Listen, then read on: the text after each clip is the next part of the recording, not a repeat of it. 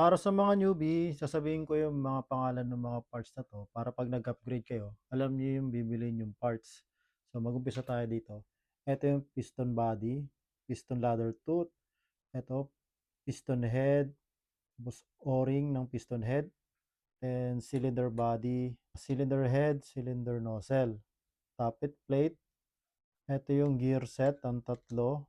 So, sa gear set may tatlong tawag diyan. Eto yung sector gear, spur gear, and bevel gear.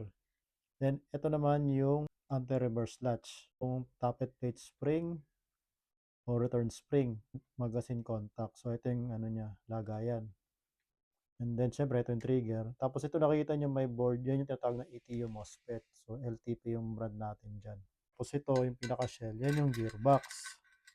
Ito yung, kaya pagka makikita niyo pa nagpo-post ako, metal gears with metal gearbox. May tinatawag tayong split gearbox na hati dito.